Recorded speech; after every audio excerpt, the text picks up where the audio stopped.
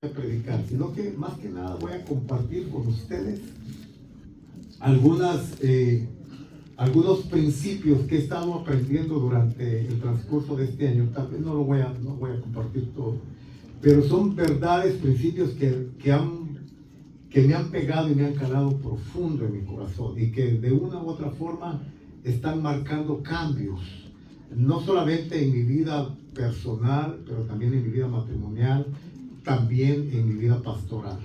Entonces son verdades que el Espíritu Santo ha estado utilizando para transformar mi manera de pensar también. Así es que de esto voy a estar compartiendo con ustedes, pero quiero empezar aquí con Primera de Samuel. Se me apagó esto, perdónenme. Primera de Samuel capítulo 15 y el versículo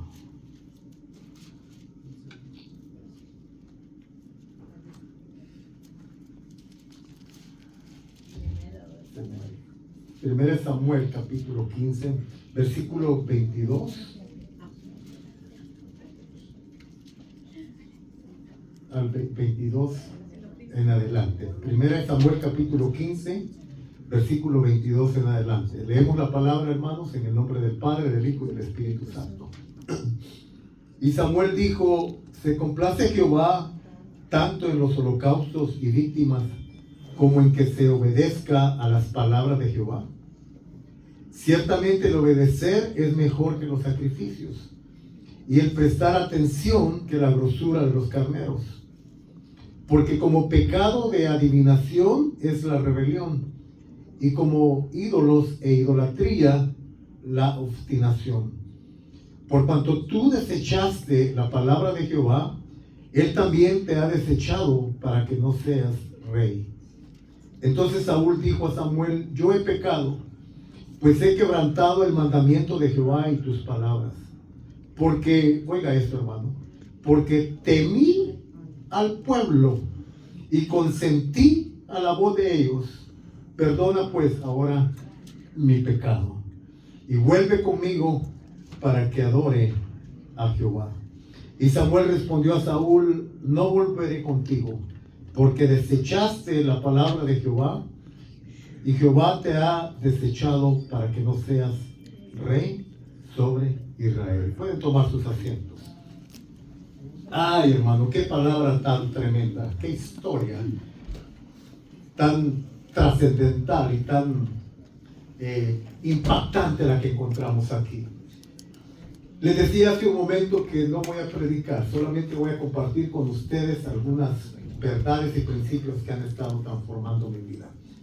Y la primera verdad, quise empezar con estos textos de 1 Samuel capítulo 15, porque la primera verdad que he estado aprendiendo durante el transcurso de todo este año es el siguiente: es mejor gobernar al pueblo con el Espíritu de Dios que sin el Espíritu de Dios.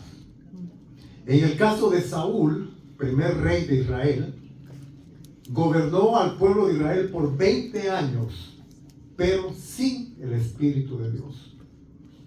Y el resultado de gobernar toda esta nación que tenía propósito en Dios, que tenía un llamado en Dios, pero que por causa de su líder, por causa de su rey, y por causa de que éste no se percató de lo importante que era tener oídos sensibles a la voz del Espíritu de Dios, tener oídos para obedecer la voz de Dios, este pueblo pierde 20 años. 20 años, hermano. Alguien ha dicho por ahí que tiempo es vida, vida es tiempo. Imagínense, 20 años de su vida caminando en esta tierra sin un propósito definido, porque el líder de este pueblo tenía más interés en escuchar al pueblo que en escuchar a Dios. Tenía más interés en obedecer al pueblo, porque la Biblia dice que le tenía temor, temía al pueblo, le tenía temor al pueblo, pero perdió el temor de Dios. Oiga esto, Jesús dijo en el libro de Mateo capítulo 7, que no hay que tener temor al hombre que sí puede quitar y dañar tu cuerpo, Dice, mejor teme a aquel que puede hacer una diferencia en tu alma en la eternidad. A él hay que temerle. Salomón entendió perfectamente bien esta verdad y dijo en reiteradas ocasiones, en los Proverbios 6 veces, en reiteradas ocasiones, dice, el principio de la sabiduría, muchas gracias hermano, muy amable, el principio de la sabiduría es el temor a Jehová. Pero este rey, Saúl, tenía temor de la gente, y al tener temor de la gente, perdió el temor de Jehová. Yo en esta tarde quiero decirles a ustedes que este 2024 me propongo, con mucha sinceridad y honestidad, amarlos, respetarlos, pero quiero ser un líder, que ustedes entiendan esto. Quiero ser un líder que sobre todas las cosas tiene un interés genuino en escuchar la voz de Dios, para que entonces les pueda guiar adecuadamente. Y me voy a esforzar lo más que pueda en buscar el Espíritu de Dios para tener la guianza, la convicción, la visión y el propósito de Dios bien definido para todos nosotros, no solamente ahora aquí, pero también en las misiones que Dios nos está permitiendo abrir y en las misiones que Dios nos va a seguir permitiendo abrir, porque hay puertas que Dios nos está abriendo. Está todavía pendiente la misión de Las Vegas y ahí estamos todavía en esa, no hemos todavía cesado en eso. Así es que esta es una gran verdad que me cala, me llega profundo. Quiero ser de verdad un líder que tiene en primer lugar temor de Dios, porque entiendo que si tengo temor de Dios voy a tener entonces sabiduría para poderles guiar a ustedes adecuadamente. Amén. Amén. Segunda verdad que quiero compartir, que me ha pegado muy profundo también, y es esta. El Señor me ha estado enseñando en este último año, en este año 2023, que el enemigo ha querido divorciar el evangelismo del discipulado. El enemigo ha querido divorciar el evangelismo del discipulado. Entonces, como pastor, como líder de esta casa, yo quiero esta tarde compartirles esta verdad a ustedes. Cuando Jesús llama a sus discípulos, no los llama únicamente a ser pregoneros de su evangelio, pero los llama a ser discipuladores de almas. Son dos cosas que van agarradas de la mano en la Biblia. Y no podemos separar ni una de la otra. Si bien es cierto que tenemos que evangelizar, necesitamos evangelizar. Todos nosotros necesitamos evangelizar. Pero también necesitamos aprender a discipular a las personas que ganamos para el reino de Cristo. Ahora, la iglesia ha sufrido de un síndrome muy, muy dañino para la iglesia. Y es el síndrome del egoísmo. El síndrome del egoísmo, ¿verdad?, es aquel sentimiento que me impulsa a yo buscar y saciar y suplir mis necesidades y me olvido de las necesidades de las otras personas. Y esto atenta contra un principio directo de Jesús que dice, dad de gracia lo que de gracia habéis recibido. ¿Cuántos de ustedes aquí han recibido salvación y vida eterna? Amén. ¿Sí? ¿Son salvos? Amén. Sí, amén. Algunos tienen miedo de levantar la mano. Vamos a tener que predicar un mensaje de evangelismo entonces. Pero somos salvos. Amén. Somos salvos por gracia. ¿Cuántos dicen amén? Amén. Pero ¿es la voluntad de Dios que nos quedemos con ese mensaje de salvación para nosotros? No, la voluntad de Dios es que lo compartamos a otros. La voluntad de Dios es que hablemos de Jesucristo, de ese evangelio maravilloso que no fanatismo, ni religión tampoco, religiosidad. Ese Cristo verdadero que ha llenado nuestros corazones y nos ha cambiado la vida. Esa maravillosa presencia de Jesús en nosotros que ha venido a satisfacer nuestras necesidades más profundas de nuestra alma y nuestro espíritu. Hay que compartirlas con la gente de allá afuera. Hay mucha gente que igual que usted, cuando estaba sin Cristo, en este momento están sufriendo, están llorando, están abatidos, están rotos, están quebrantados, están desesperados, buscan solución en el gobierno, en la política, buscan solución en diferentes fuentes y no la hallan. ¿Por qué? Porque la verdadera necesidad del hombre no es la materia, no es lo material, no es el dinero. La verdadera necesidad del hombre es espiritual. Amén. El hombre se devana los sesos tratando de encontrar soluciones para la humanidad. Y hoy en día tenemos organismos mundiales buscando soluciones y no los encuentran. ¿Por qué? Porque la verdadera necesidad no está en lo material, está en lo espiritual. Entonces la gente no necesita, cuando digo lo espiritual no estoy hablando de religión, estoy hablando de una esencia, de una presencia real, verdadera. Y esa presencia es la presencia de Jesús en nuestras vidas. Dice la Biblia, conoceréis la verdad. ¿Qué es la verdad? La verdad no es un concepto, mis amigos. La verdad es una persona. Si tratamos de interpretar la verdad como un concepto, vamos a meternos en problemas porque cada quien dice tener la verdad. Aún dentro de nosotros mismos, los evangélicos, somos más de 38 denominaciones. Y hoy en día estamos separados porque cada quien dice tener su propia verdad. Y no hablemos de religiones, más de miles del mundo. Entonces cada quien dice tener su verdad en forma de concepto. Pero cuando a mí me preguntan, ¿qué es la verdad? Yo digo, la verdad no es una idea, no es un concepto, la verdad es una persona. Jesús dijo, yo soy el camino, yo soy la verdad y yo soy la vida. Entonces cuando yo tengo la verdad no tengo una idea, un concepto, tengo una presencia maravillosa del Hijo de Dios que se entregó en la cruz y dio toda su sangre para limpiarme de mis pecados. Sí, amén. Esa maravillosa presencia de Jesús es la que yo necesito compartir. Pero ¿qué pasa ahora cuando gano un alma para Cristo? Cuando le evangelizo, le comparto el amor de Dios, el perdón de Dios, el favor de Dios. Bueno, entonces ahora lo traigo a la iglesia y se los entrego a los pastores, a los líderes. No, Señor. No.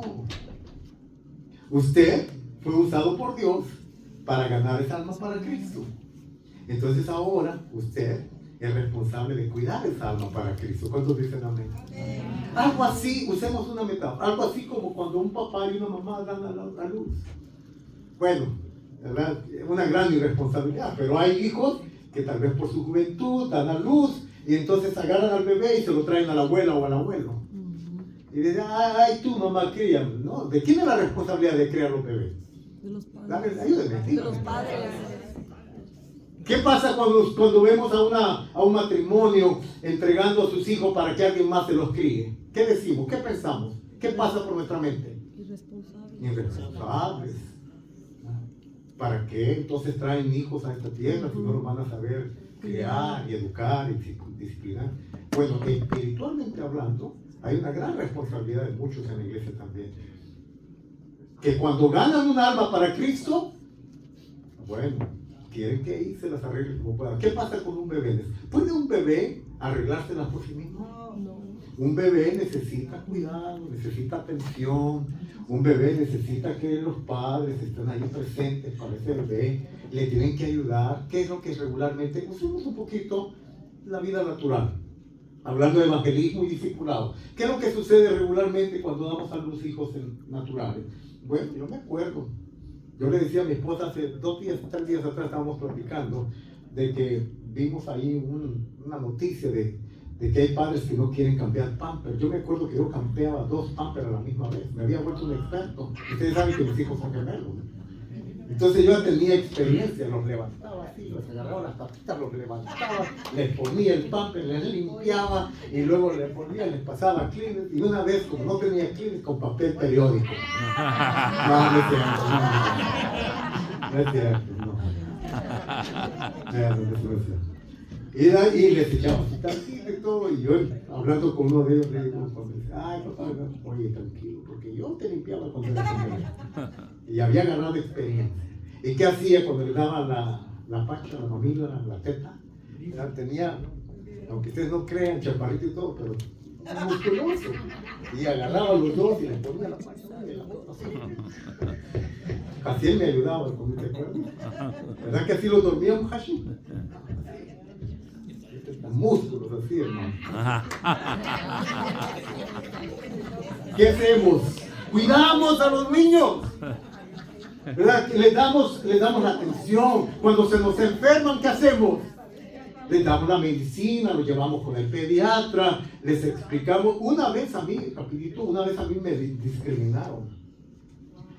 me discriminaron porque íbamos a un lugar y pues sí, eran 14 mujeres y solamente yo de hombre, bendito entre las mujeres.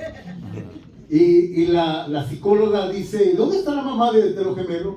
Y ella no pudo venir porque está enferma, pero aquí estoy, soy el papá. Oh no, necesita venir la mamá.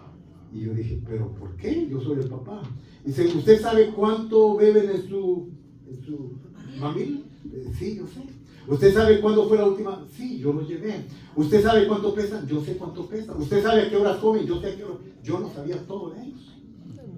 Y entonces, no, pero necesitamos a la mamá. Yo soy el papá. Y entonces, bueno, yo cuando siento que estoy siendo discriminado, yo le dije, ¿me está discriminando porque soy un hombre? ¿Porque soy un varón? Oh, no es eso. Está bien, no hay problema. Yo me voy con mi bebé, no pasa nada. No, regrese, señor. Ok, no me discrimine, conmigo no se mete. ¿Qué es lo que hacemos? Cuidamos. Ahora, espiritualmente no deberíamos de hacer lo mismo también. Ahora, yo sé que hay algunos asquerosos en el reino y sé que algunas cosas no huelen bien. Pero de todas maneras que tenemos una responsabilidad. ¿Alguien no tuvo compasión de usted cuando usted estaba creciendo en la fe? ¿Se acuerda cuando usted recién se convirtió? Yo le llamaba a mi pastor, yo lo bendigo, mi pastor, no sé si me está viendo, pero yo bendigo a mi pastor porque yo le llamaba a la 1 de la mañana, recién convertido. Y le llamaba para mí, a ver chico, ¿para qué me estás llamando a esta hora? Pastor, porque estoy teniendo un sueño. ¿Y por qué no me lo cuentas mañana? No, porque es importante, pastor. ¿Y qué soñaste? Y cosas muy... Pero él tenía, y después oraba por mí. Me tenía paciencia en las primeras semanas, mi pastor. Entonces, así como han hecho nosotros también tenemos. No podemos divorciar evangelismo de discipulado. En esencia, discipulado es plasmar el carácter de Cristo en una persona. Usted no se puede dar por vencido hasta que vea que Cristo está siendo formado en la persona que usted ganó para el Señor. Usted lo tiene que encaminar en la fe. Tiene que dar pasos prácticos, como por ejemplo, no vino a la iglesia, se le da una llamadita, a ver, ¿por qué no fue a la iglesia, hermano? Oh, no tengo raite, pues yo voy por usted, hermano. Pero hoy no voy a ir porque, no, hermano, mire, es importante congregar. Ahí está usted para animar. Oh, no, hoy no voy a ir porque estoy desanimado. Hoy no voy a ir porque a lo mejor pecó el hermano. ¿O qué? Hay que evaluar perdón al Señor nuevamente. Están empezando, van a tener tropiezos. Igual que usted y yo cuando empezamos, ¿se acuerdan? Amén. Entonces tenemos que convertirnos en, no solamente propagadores del Evangelio y de las buenas noticias, pero también tenemos que convertirnos en discipuladores, mentores, hombres y mujeres que estamos ahí a la disposición de las personas para ayudarles a su crecimiento en la fe. Y este no es un trabajo para liderazgo solamente o para pastores, es para todos nosotros. Otra verdad que aprendí en este año es que muchas veces el Espíritu Santo permite que todos se vayan en tu vida para que así aprendamos a depender de Dios. Lo hemos experimentado. Y no solamente en el aspecto ministerial, pero también lo experimentamos en el aspecto personal. Todos ustedes conocen la historia de uno de mis gemelos. Y ya se las hemos contado muchísimas veces. Cuando en 2019, en plena pandemia empezando, el mero día de mi cumpleaños, uno de mis gemelos, con una actitud de rebelión, sale de casa tirando la puerta y dice, me voy de la casa. Y no entendíamos por qué, no sabíamos por qué Dios estaba permitiendo esta situación en nuestras vidas. Nosotros que hemos tratado de darles todo lo que podemos a nuestros, que les hemos creado en el Evangelio, que se quedaban dormidos en las bancas de la iglesia cuando estábamos en la misión central, que iban para todos lados con nosotros, que siempre tratamos de balancear la vida, les dábamos vacaciones, salíamos como familia, les tratábamos de llevar a diferentes lugares. O sea, no siempre era iglesia, sino una vida balanceada. Pero ahora, a sus 18 años, justamente a sus 18 años, este muchacho dice, me voy de la casa. Y es como una pérdida para ti, eso es una pérdida. Y uno no se puede explicar por qué está pasando lo que está pasando. Y aprendí esta verdad. Muchas veces Dios va a permitir que algunas personas se vayan de tu vida para que aprendas a depender de Dios. A veces Dios va a permitir que algunas personas desaparezcan de tu núcleo de intimidad. Pueden ser amigos, pueden ser amigas, pueden ser personas muy cercanas a ti, que de pronto Dios va a permitir que se separen a lo mejor por un tiempo, porque a lo mejor estabas tejiendo una relación codependiente con esa persona, al grado que ya no eras dependiente de Dios, sino de la persona realmente, o que esa persona estaba dependiendo mucho de ti también. ¿Aprendió mi hijo muchas cosas en este tiempo que se fue? Claro que sí aprendió. Aprendió que papá y mamá no siempre van a estar con él. Tuvo que aprender a valerse por sí mismo, tuvo que empezar, pero bueno, él ya trabajaba, de hecho mis hijos han trabajado desde aún estudiaban y trabajaban, entonces para ellos no ha sido muy difícil esta cuestión del trabajo, pero tuvo que buscárselas, no tuvo, platicando, ahora platico con él y yo le digo, oye, ¿dónde estabas cuando te fuiste? No, papá, anduve durmiendo en el carro por casi un mes, yo no sabía.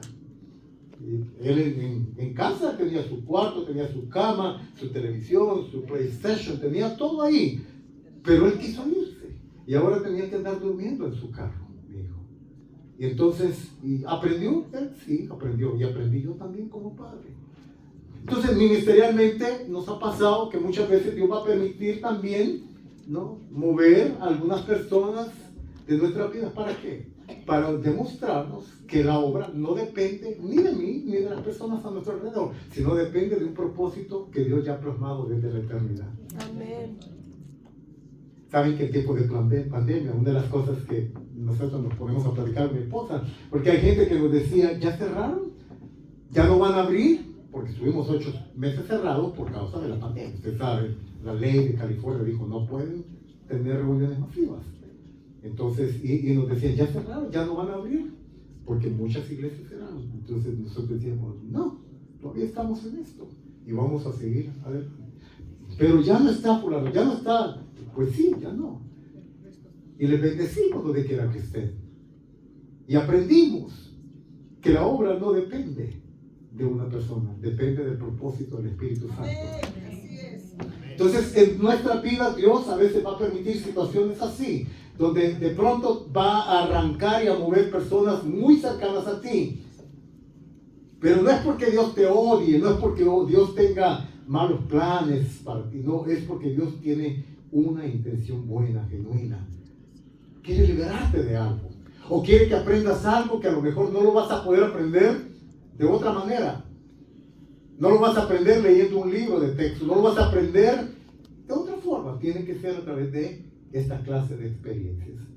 El tercer principio o verdad que Dios me ha estado enseñando en estos últimos tiempos es el siguiente: que a veces no es que fallamos como padres. La esencia del fracaso en nuestras vidas no es que fallamos como padres, es que anteriormente ya fallamos como hijos. Y todos muchas veces prestamos más atención cuando estamos viendo dificultades en la familia o en nuestros entornos. Y digo, uy, ¿qué clase de padre estoy siendo? ¿Qué clase de madre estoy siendo? Soy mal papá, soy mal mamá. No, no es que eres mal papá o mal mamá necesariamente. Es que tienes que ir un poquito más atrás.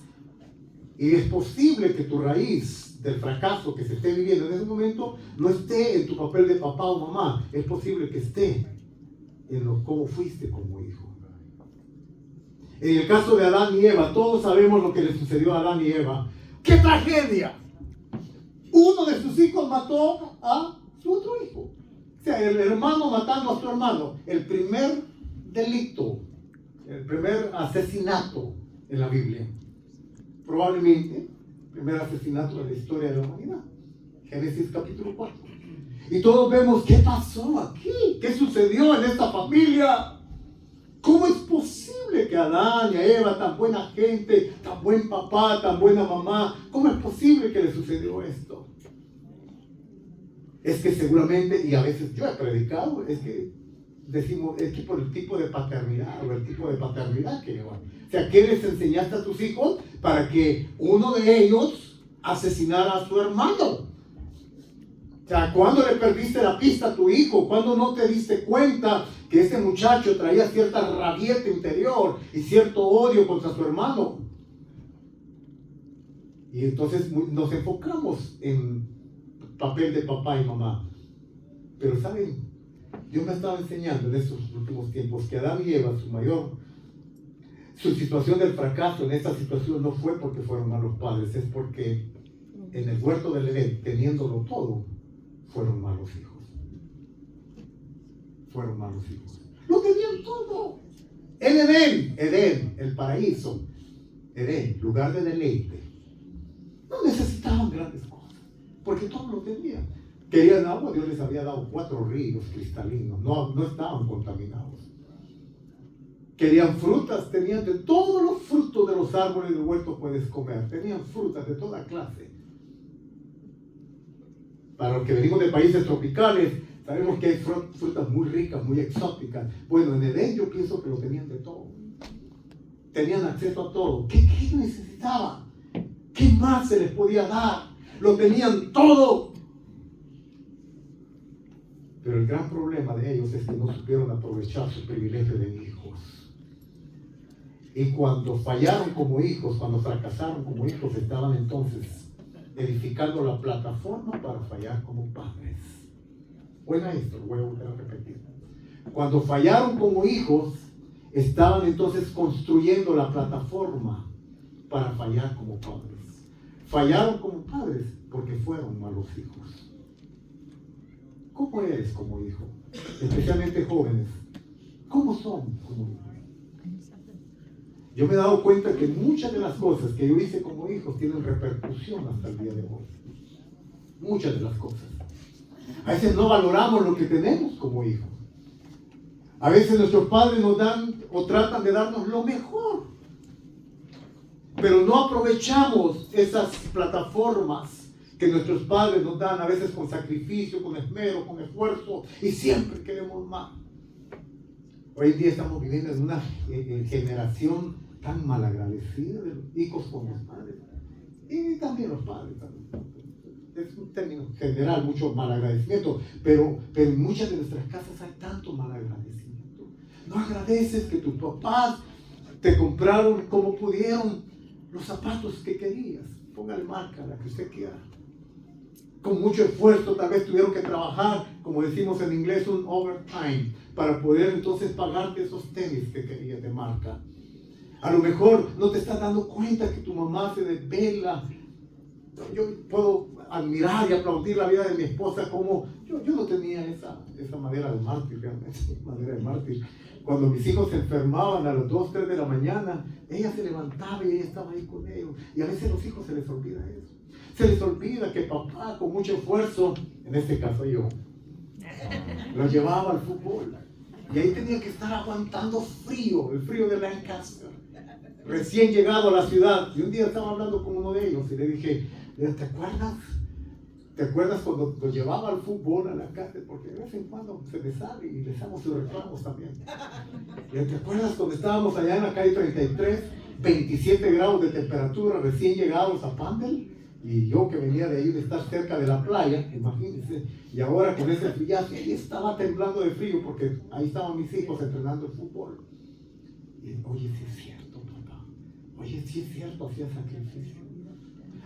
Hay hijos que no son agradecidos. Hay hijos que piensan que como son hijos, los padres tenemos la responsabilidad, y sí tenemos ciertas responsabilidades, pero también ellos tienen responsabilidad. Pero los hijos piensan que los padres somos responsables en su totalidad de su vida, y no es cierto. Entonces los hijos, como hijos, tenemos que aprender a hacer algunos cambios de pensamiento, de paradigmas. Un paradigma es una forma de ver la vida, de filosofar la vida. Hay hijos que tienen que cambiar su manera de pensar. No, su papá es cierto, es responsable de darle un par de tenis, pero no de marca. Su papá y su mamá es responsable de darle alimento, pero no una hamburguesa de un restaurante de comida rápida. Su papá es responsable de darle vestimenta, pero no una camisa o un pantalón que cueste $300. ¿Sí? Pero hay hijos que dicen, no, es que tú eres responsable, y como tú eres responsable, tú me das el par de Nike que cuesta $250. Y el otro par de zapatos cuesta 30, 40. Entonces, tienen que aprender a hacer la diferencia. Otra verdad que he estado aprendiendo en estos últimos tiempos es que cómo se está perdiendo el descrédito a las autoridades. Hoy en día se está perdiendo mucho el respeto a las autoridades. Ahora quiero recordar, y quiero recordarme a mí mismo también, el Señor me ha venido enseñando esto, que la raíz, que el descrédito a las autoridades es la raíz de la rebeldía.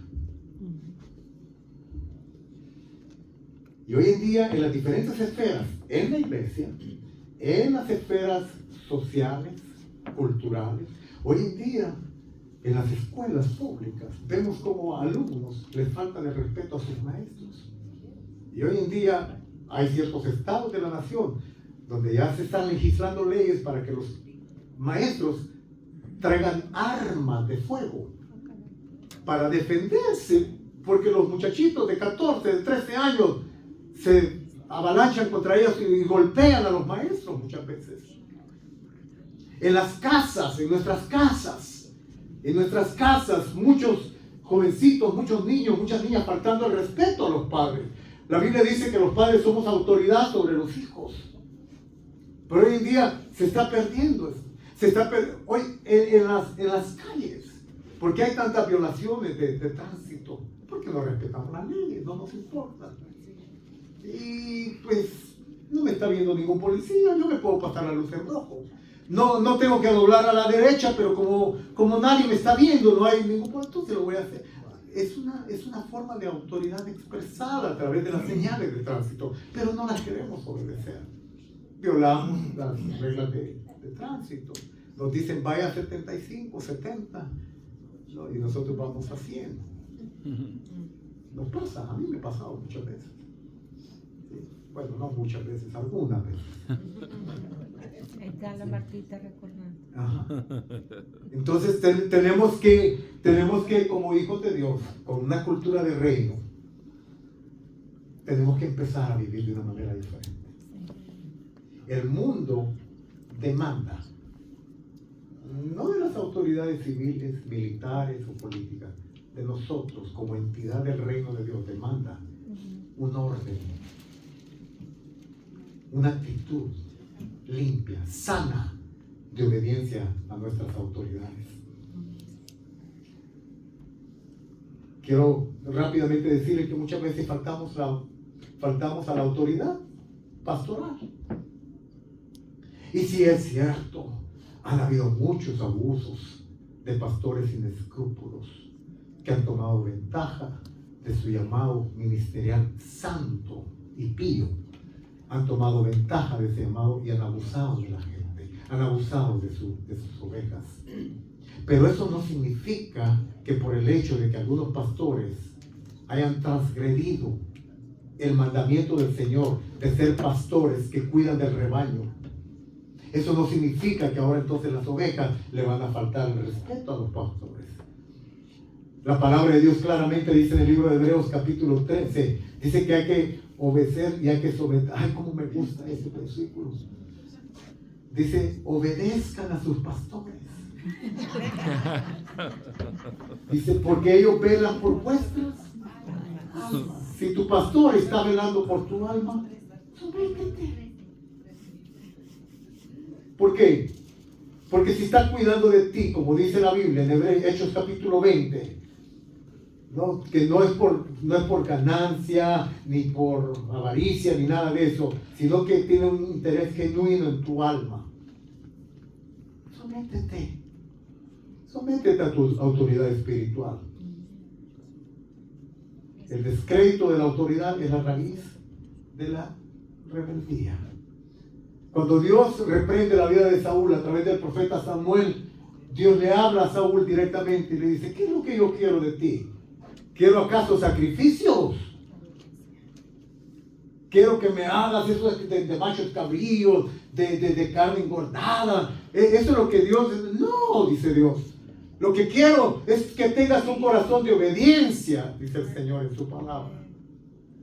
Un corazón de obediencia. Hay que recordar, mis amados hermanos, que la rebeldía es un sentimiento que nos propulsa a obedecer los designios de Dios. La rebeldía, en cierta forma, dicho de una manera criolla, la rebeldía es un vómito del mismo infierno. El primer rebelde de la historia cósmica de la humanidad y de toda la humanidad, de todo el universo, fue un ser llamado Luzbel, Satanás hoy en día, el diablo, que se rebeló contra Dios, que quiso ser semejante. Subiré al trono de Dios, me sentaré en su trono y seré semejante al Altísimo.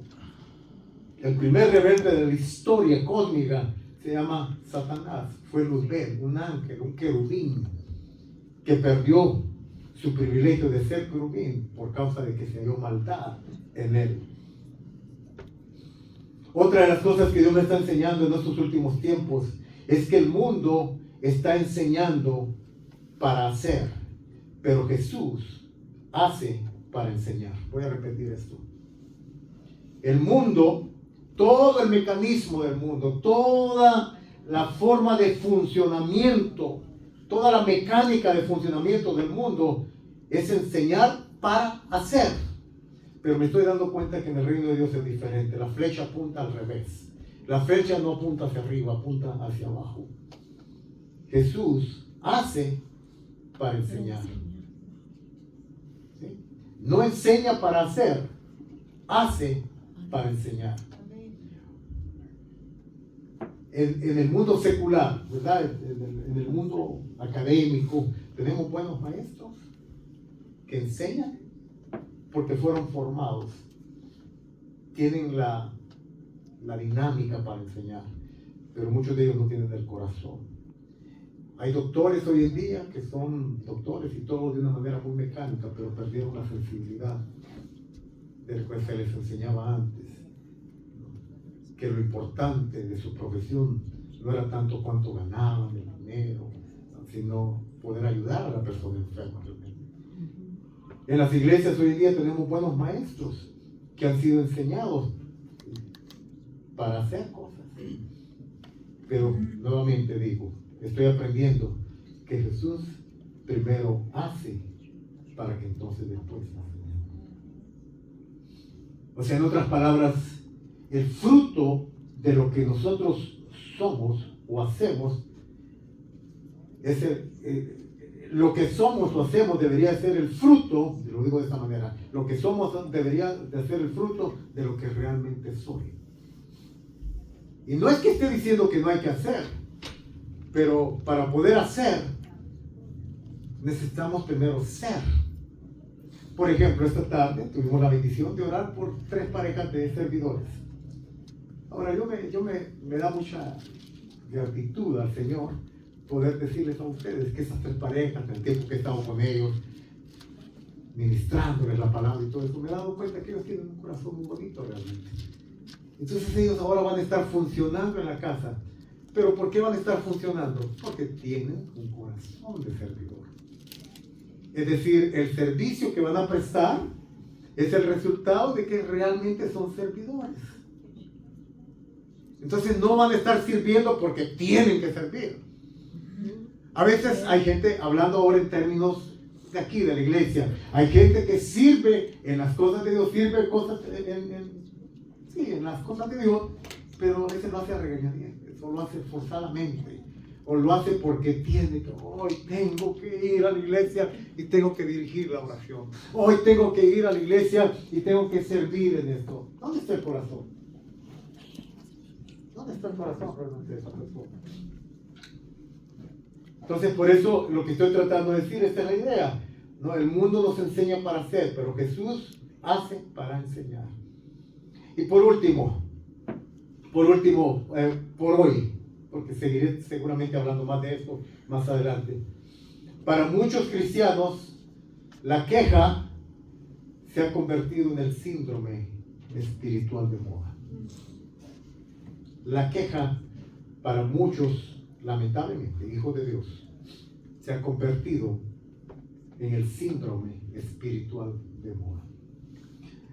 ¿Cuántos están de acuerdo conmigo que bíblicamente hablando somos llamados por Dios y fuimos creados por Dios para la alabanza de su nombre? Amén. Es lo que dice Efesios capítulo 1, ¿verdad? Que fuimos creados para la gloria de su nombre. ¿Para qué? Para alabarlo, para darle gracias, para exaltarlo, para tener gratitud en nuestro corazón. Pero hoy en día, por la influencia que tenemos en nuestro mundo secular, en el mundo que vivimos, en nuestra sociedad, vivimos en una sociedad muy mal agradecida, que no ha aprendido a dar gracias por lo que tiene, porque no valora lo que tiene. Entonces, como no valora lo que tiene, siempre está esperando y extrañando y añorando lo que no tiene. Tienen un carrito, está bonito, puede manejarlo, no le pasa nada, lo lleva de aquí para allá. Pero no hay gratitud, no hay agradecimiento. ¿Por qué? Porque quiero un carro del año. Y no solamente quiero un carro del año, quiero un Tesla. No, Tesla no. Sí, no, un Tesla. Sí, un Tesla. Yo estoy orando para que Dios cambie tu mente. Una Meche, por lo menos. Una Mercedes. ¿Una Mercedes qué? Pero no, entonces no valoramos, no agradecemos lo que tenemos. Porque queremos lo que no tenemos. Y como no tenemos lo que queremos, entonces no agradecemos lo que tenemos. ¿Estoy cantinfleando? Sí, pero me di a entender. ¿Sí? Sí, amén. Entonces, como no valoramos lo que tenemos, hoy en día nuestros corazones como hijos e hijas de Dios se está llenando de este síndrome espiritual llamado mal agradecimiento. ¿Sabe usted que 1 Timoteo capítulo 4 habla de esto? Y dice, en los últimos tiempos, para aquellos que creemos, a lo mejor usted no es de esta línea teológica, pero para aquellos que creemos que estamos viviendo en los últimos tiempos, yo creo esto, pues esto es el resultado de los últimos tiempos.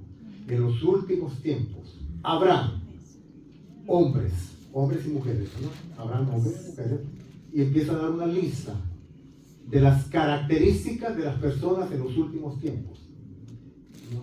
Pero me llama mucho la atención que dentro de toda esa lista de características aparece hombres mal agradecidos, gente que no damos gracias por lo que tenemos. Y entonces, como no tenemos una palabra de agradecimiento, una palabra de gratitud, entonces ahora hay una queja. Entonces Dios nos llama a dar alabanza, no quejabanza. ¿Me voy a entender? Dios nos llama a dar alabanzas, no quejabanzas.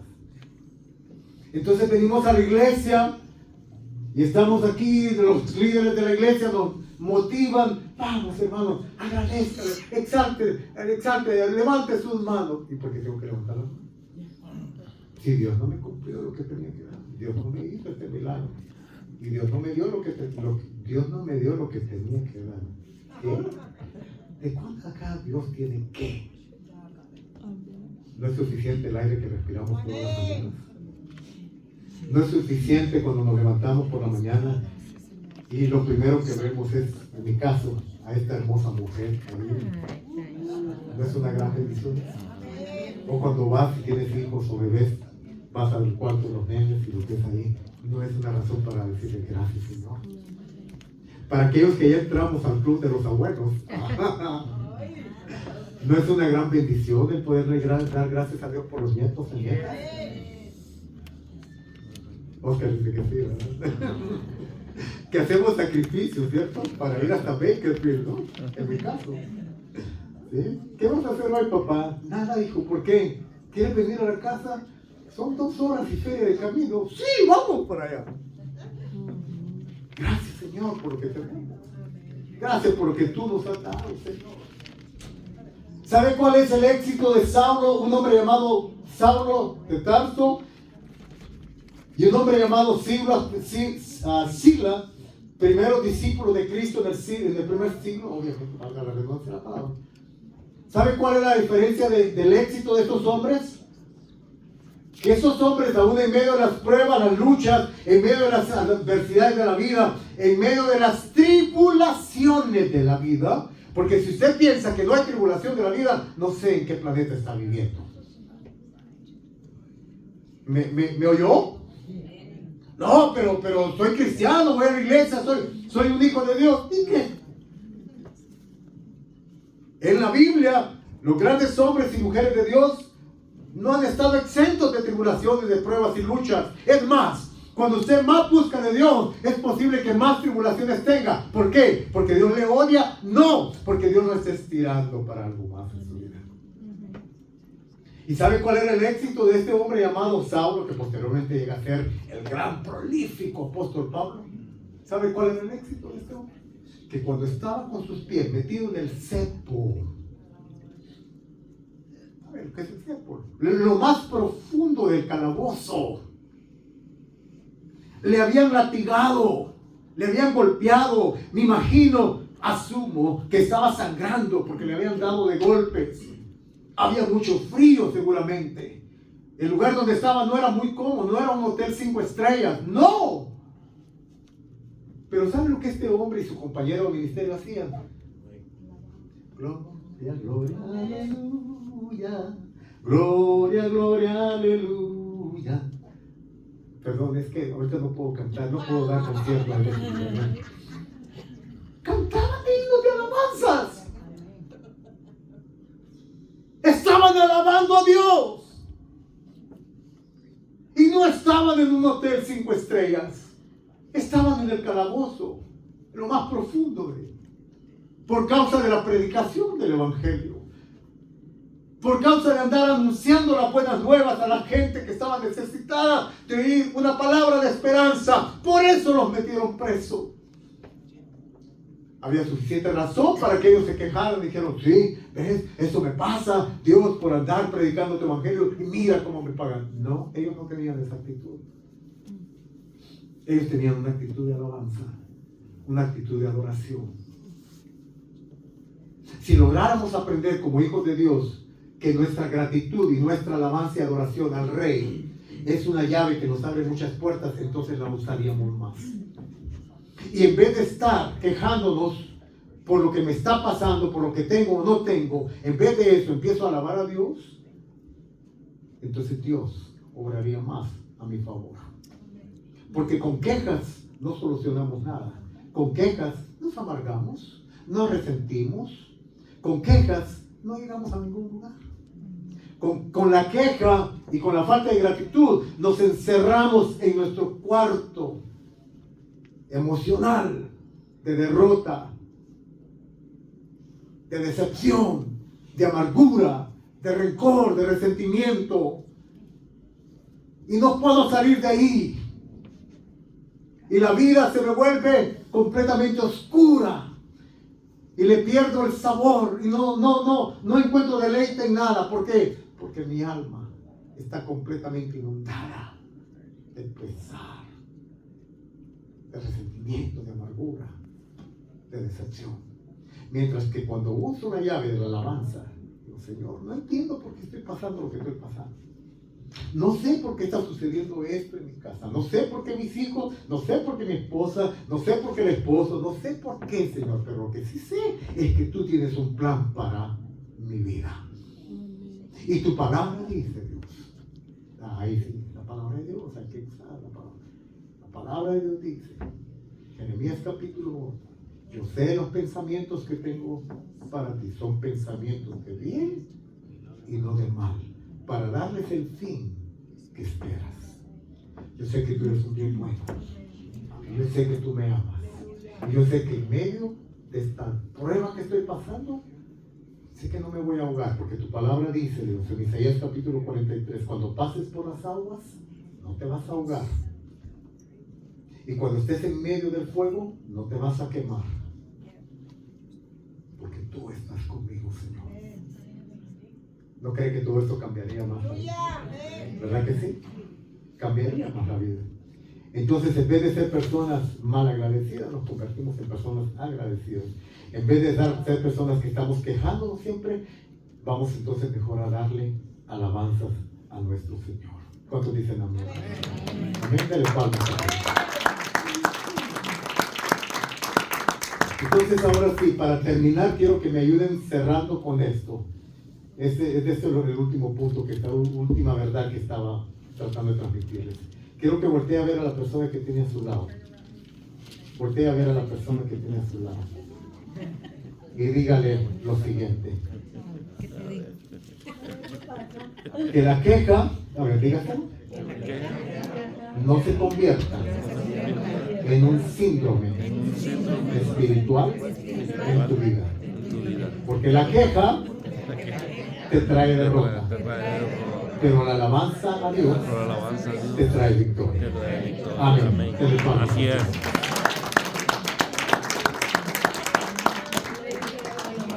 Amén.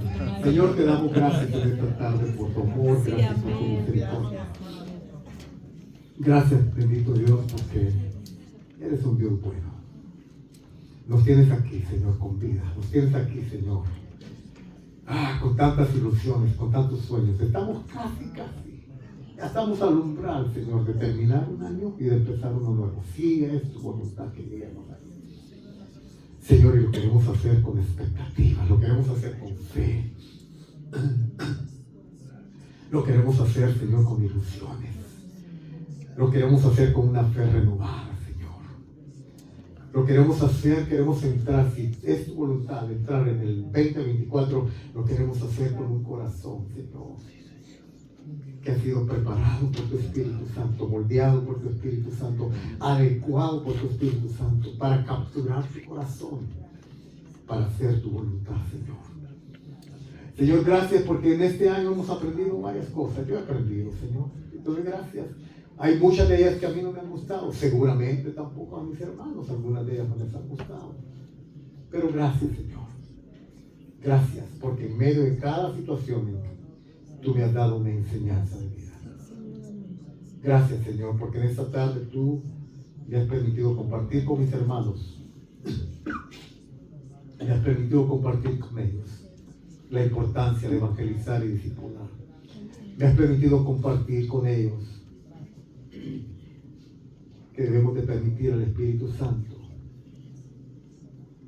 tomar control de nuestra vida. Y cuando Él toma control, muchas veces va a remover cosas o personas que no están dentro de tus planes, que estén cerca, porque a lo mejor no aportan, Señor.